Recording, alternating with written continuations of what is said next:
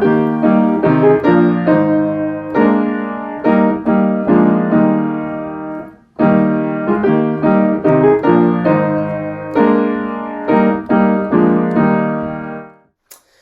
to Cincy Reform Podcast. I'm Pastor Brandon, joined with Pastor Zac. We are live from the Bat Cave today.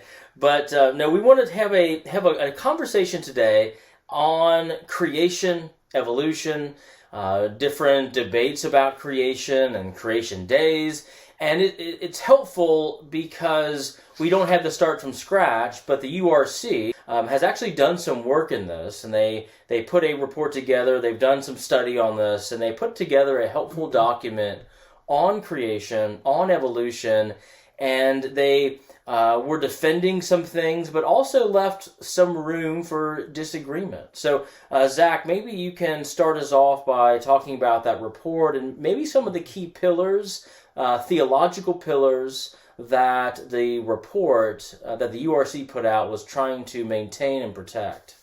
Sure.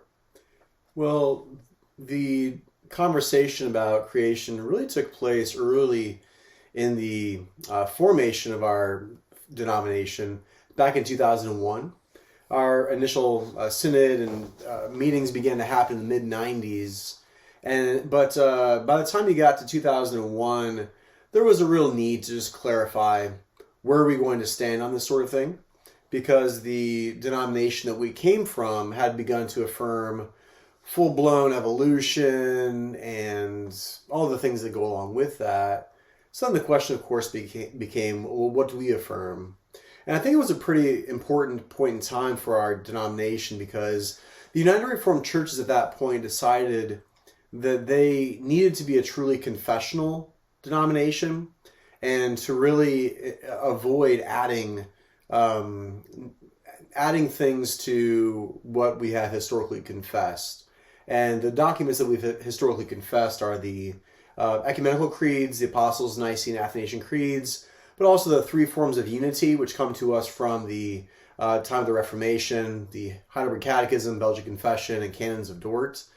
And those, we believe, are sufficient in terms of a sufficient summary of what the Bible teaches. And in 2001, at Synod Escondido, the body decided at that point to restate, to reaffirm what our confessions, how the confessions summarize the doctrine of creation. And as Brandon mentioned, there's some key pillars that they established there. The first one is that the Bible is authoritative, it is clear, and it is sufficient in its message to us. And that's of great significance, because we need to recognize that the scientific discoveries, archaeological discoveries, they're not filling in for problems in the biblical text. They are also not authoritative. The biblical text is our sole ultimate authority. And so we began there to establish what the Bible teaches about itself, what our confessions teach, that the Bible is authoritative, clear, and also sufficient. Second, we affirmed what's oftentimes called ex nihilo, or out of nothing creation, that God created all things, both visible and invisible, out of nothing. So nothing has eternal being along with God. God is the only eternal, truly eternal being. And everything that we consider in creation, that's heaven, earth, all originally came from nothing. Third, that Adam was an historical person, and he was not a product of evolutionary biology, but he was specially created as the first man. And you cannot go further back than Adam to trace back our human ancestry. Fourth, we reaffirmed that Adam, in that creation state, he listened to Satan and fell from an original state of innocence. And fifth, that brought death and depravity to God's creation. And so those are some of the key pillars there that we reestablished, restated.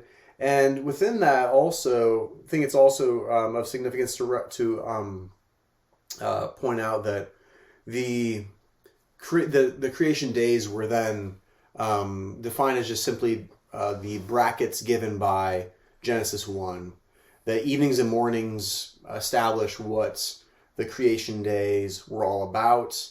I should probably helpful side note to point out that we rejected within that the evolutionary teachings that all things come from one primordial life being, and that all things started branching out from that, but rather, as our confessions teach, that God gave creatures their being, shape, form, and existence. And so, while of course we can recognize that dogs can become bigger and smaller, but in terms of the broad macroevolutionary theory, we rejected that as being out of step with scriptures and with our out of step with our traditional confessional statements. And so I think maybe it'd be helpful to talk about some of the views that you can then find within the United Reformed Churches. Again, views that affirm everything I just mentioned, that all things from nothing, that all things create good.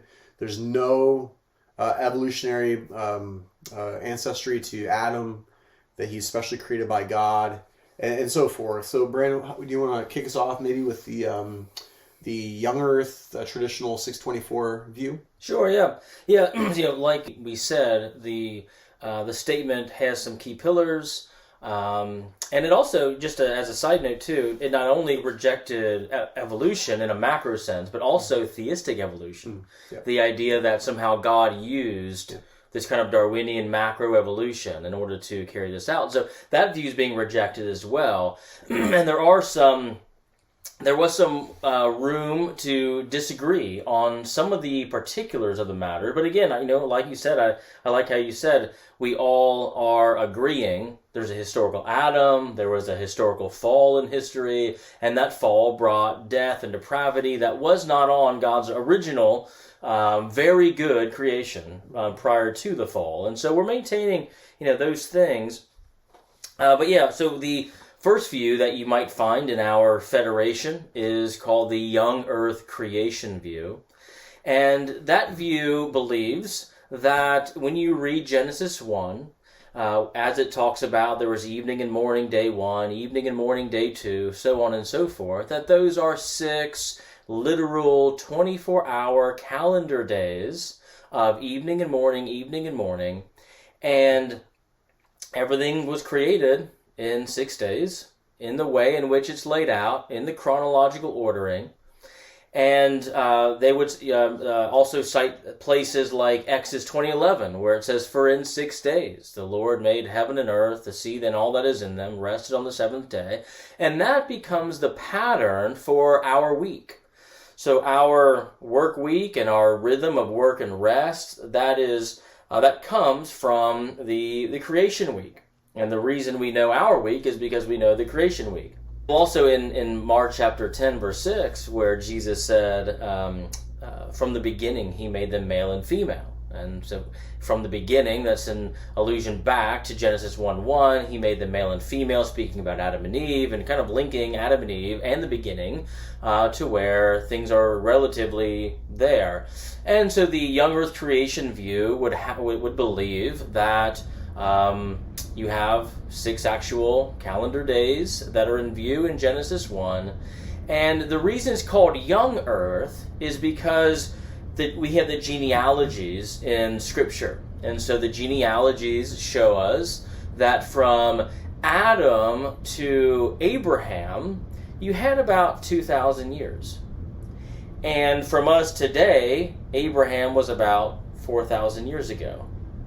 So that gives you roughly about 6,000 years. Now, if there's some gaps or something in some of the genealogies, maybe you have 10 or 15,000. But even still, even if that were the case, it would still be relatively young, a young creation, a young cosmos, a young earth, a young humanity, being only within the thousands of years old, not the millions or billions of years old that is being taught in various scientific circles. So young Earth creation is wanting to maintain the historicity of creation as what they would call the plain reading of Scripture is. How would the people back in that day have understood in 6 days the Lord made heaven and earth? They would have understood that as very ordinary because it was, they would say. So that's the young Earth creation view that you might find in the Federation. But Zac, we can also see people who hold to what's called the Analogical day view. Can you explain that view for us? Sure.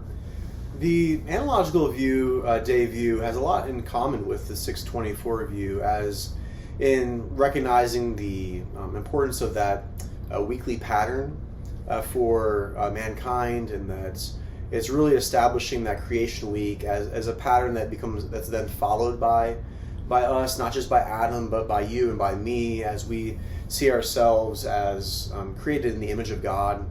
The way that the Analogical view approaches the text of Genesis is it recognizes that, as we reflect deeply upon that biblical chapter and upon the biblical text in general, we begin to recognize that things like, God speaking, that fills up Genesis 1, doesn't it? Things like, God looking and observing and analyzing something, that these are really analogies for us to understand God and His work, because God does not have vocal cords like we do to speak. God does not have eyes and does not need to sit back and analyze and then scratch his chin and make a determination about how something is good or not good or whatever it is. And so what we really see within these that first chapter of Genesis, according to the Analogical day view, is a God who is acting in a text that's describing the work of God in a way that we can then understand it better, even though it's not one for one exactly God speaking with vocal cords, for example. The Analogical day view also recognizes within the first chapter of Genesis that something that will be recognized by others as well, that God is being described there as something of a workman. And the Analogical day then takes that and says, well, God is being described as a worker for us, and He's actually working during daylight hours. He finishes in the evening. He's as if going out in the morning into his labors, finishes in the evening to go to sleep. He does that for 6 days. Then on the seventh day, he rests and is refreshed from all of his work. And so how do we understand that about God? Do we actually think that God is only doing something during the daylight hours? Is He only doing something on Sunday through Friday in that first week? Or is this, again, an analogy given to us to help us understand our labors? And so the Analogical takes in that latter approach to say, we're being given a work week of God. How do we understand a work week of God? Well, there's a real element of mystery going on as to what does that really mean for God to be out working? What does it mean for God to be described for us as almost like an Egyptian house builder, or an Israelite house builder who's constructing his own cosmic temple? Does this mean then that we have to have a one-for-one, this is an exact 24-hour day? The Analogical day view would say no, because it's given to us as a likeness. God is like a workman building a temple. God is like someone who's going out in the daylight hours and finishing at night. God is like someone who's working 6 days of the week, but He rests on the seventh. And why do we say analogical in that way? Well, the Analogical day person would say it is because God is giving us a pattern for how we ought to work and to conduct ourselves. It gets very close to saying 6 sequential 24-hour days, but it stops short of that by saying, well, there's an element of mystery that we're not quite so confident to say the exact length of the creation days. So, Brandon, do you want to go maybe a little bit of a step further removed, I guess you could say, from the 624 by going to the framework view? Yeah, so Yeah, the framework view is a little, there's an element that's like the analogical day view, but there's basically three things that the framework view is saying. And one of the framework proponents was a theologian named Meredith Kline. And in his writings, Meredith Kline is pretty upfront in saying that he's not positing the framework view because he's somehow wants to capitulate to science. He thinks that this is actually what the text is teaching, and he's apathetic toward the age of the earth. He said it could very well be a young earth framework view, because the framework view, he thinks, is a biblical theological view into creation as the Bible is presenting it. And he wants to maintain 3 points with the framework view. The first thing he says is that when you look at the 6 days, there's a pattern going on where in days 1 through 3, kingdoms are being created. And in days 4, 5, 6, you could say kings are being created that rule the kingdom. So for example, in day 1, light is created. But in day 4, the sun, moon, stars are created. And you see this pattern again with day 2. The waters separate from the waters, the firmament, the atmosphere, corresponding to day 5, where you have sea creatures and flying creatures. And then day 3 is the land is being created. And then in day 6, land animals and humans. And so he says you can see that there is a literary correspondence happening. So unlike the 624 young earth creation view, unlike even many of the proponents of the analogical view, the framework view is saying it's not sequential. So the creation days are non-sequential days where the Bible is teaching, he would say, the framework view would say, is that God created the realms and the things to populate the realms, not necessarily teaching us in the exact flow in which they happened. So that's the first thing is what Kline notices, is that there's a literary thing happening with these parallels of kingdoms and kings. Second thing he wants to say is very much like the analogical day view. When you open up Genesis chapter 1, it begins by "in the beginning," and that's speaking of God's eternity. Speaking of, it's kind of bringing us into this God who existed in Himself, and He created, and then it ends on the 7th day. And the writer of Hebrews seems to allude that the 7th day is an eternal day. It's a rest that we are to strive to enter. So Meredith Kline would say, bracketed between the 6 days in Genesis, you have eternity and eternity, bracketing, bookmarking the 6 days that we see in Genesis. And so he would say that the 6 days in Genesis 1 are analogs. They're analogous because they are bracketed by eternity, and we don't know in terms of our human calendars, we don't know what the days are. Are they long epochs? We have no idea. So that's the second thing that the framework view wants to do. The third thing the framework view wants to do is when you read Genesis chapter 2, for example, it makes the statement that there was no vegetation because it had not rained yet. And Meredith Kline picks up on that phrase, because it had not rained. And he says, you see what's going on here in creation is a very ordinary thing. Now, God could have supernaturally made vegetation, but it's interesting that he says, well, it hadn't rained yet. How are you going to have vegetation? It hadn't rained. So Kline says, yes, God can do all things, but He's chosen to do the work of creation in a very ordinary way. So there was perhaps a supernatural beginning, but a very ordinary way in which it worked out. So Kline would say it doesn't make sense to have this supernatural light of day 1 only to be swapped and replaced by a sun on day 4. like he would say that doesn't make any sense. It makes sense that the sun gives light and not have some supernatural light, because that's not the way in which God is working. The way in which God is working is ordinary in terms of how he's working things out in creation.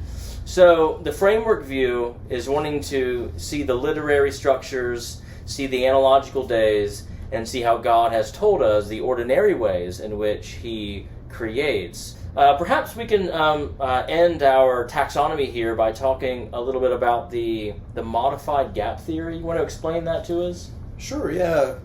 I think in brief here, the modified gap theory affirms that there is a gap. It puts forward a gap of great duration in between Genesis 1 verse 2 and Genesis 1 verse 3, which would then be, verse 3 begins the first day of creation. And so by positing that gap there, it's then is able to then maintain a very old creation created very long time ago with a very young humanity. And I think that's the basic gist of what you could say about the modified gap view. Anything else you might want to say about that? Yeah, I mean, like you said, there's a gap between Genesis 2 and Genesis 3, so it puts heaven and earth outside of day one, right? So when a modified gap theorist is defining or talking about the creation days, day one is usually only light, because that's kind of where they begin with it. But it also, I mean, a lot of proponents would posit this because they want to account for some of the large geological readings that we're getting of the Earth being millions of years old or something, and so they're trying to say, well, how can that be? Well, it makes sense if God created the Earth formless and void. It sat there for whatever science is saying, and then God came to the earth again, and in 6 24-hour chronological days, Genesis 1 did everything in order at that point. So yeah, anything else on creation? I don't think so. I think that maybe just to kind of close as we kind of began, unless you have other thoughts too, but the significance of being a confessional denomination and tradition is big, because it means that you can still have intramural disagreements on things, but you know where you agree. You know that we are not going to compromise historical Adam, and if we did, then there are real problems there, and ministers could be removed, for example, or elders or deacons. I think it's helpful because it also keeps us from being confessional, helps us from just following the priorities of the day. Gives us a little bit better rootedness, I think, and to say, even though in our day, many want to make certain viewpoints, somebody could make 624 into a viewpoint that is like the mark of orthodoxy. Well, we don't necessarily need to go along with that. Even if many of our people and most of our people in our federation affirm that view, it doesn't become like the only possibility.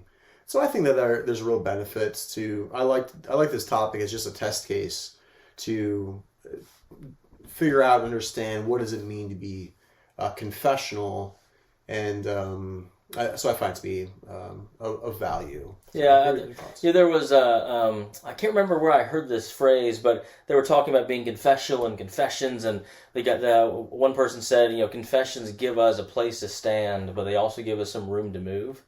And so, we know exactly where we're standing and what we're standing on, but we also know the places where the confessions purposely leave a bit vague in terms of not being dogmatic about some of the particulars and minutia. So good stuff. Well, we hope it's been helpful for you as well. Thanks for joining us in this week's episode of the Cincy Reformed podcast. Check our other episodes out at cincyreformed.org. Check out Westside Reformed Church, which sponsors this podcast, at westsidereformed.org. We are a URC congregation in Cincinnati, and we hope that if you're in the area, you join us some Sunday. Thanks so much. Bye-bye.